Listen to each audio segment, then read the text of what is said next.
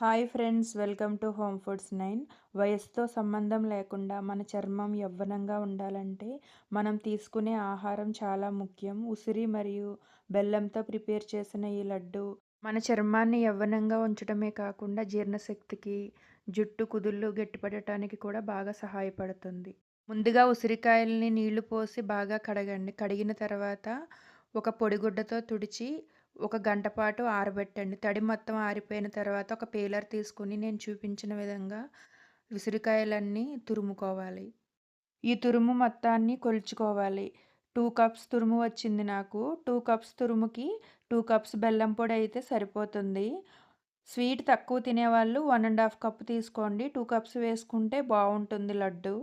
ముందుగా స్టవ్ మీద బాండిల్ పెట్టుకుని ఒక టేబుల్ స్పూన్ నెయ్యి వేసుకుని, నెయ్యి కరిగిన తర్వాత బాదం పప్పు, జీడిపప్పు కలిపి ఒక పావు కప్పు కొలతుండేలాగా వేసుకుని గోల్డెన్ కలర్ వచ్చే వరకు వేయించుకోండి. లైట్ గోల్డెన్ కలర్ వచ్చిన తర్వాత కొద్దిగా కిస్మిస్ కూడా వేసుకోండి. ఒక 2 టేబుల్ స్పూన్లు అయితే సరిపోతుంది. ఇవి వేగిన తర్వాత వీటిని తీసి సపరేట్గా ఒక బౌల్లో పెట్టుకోండి. మనం ముందుగా తురిమి పెట్టుకున్న ఉసిరికాయ తురుము కూడా వేసుకుని 3 నిమిషాల పాటు లో ఫ్లేమ్లో వేయించుకోవాలి. స్టవ్ ఖచ్చితంగా లో ఫ్లేమ్‌లోనే ఉండాలి. ఇవి పచ్చివాసనంతా పోయి, ఇలా బాగా వేగిన తర్వాత 2 కప్పుల తురుముకి 2 కప్పుల బెల్లం పొడి వేసుకుంటే సరిపోతుంది. ముందుగా వేయించి పెట్టుకున్న డ్రై ఫ్రూట్సు, ఒక పావు టేబుల్ స్పూను ఇలాచీ పౌడరు వేసి అన్నీ కలిసేలాగా బాగా కలుపుకోవాలి.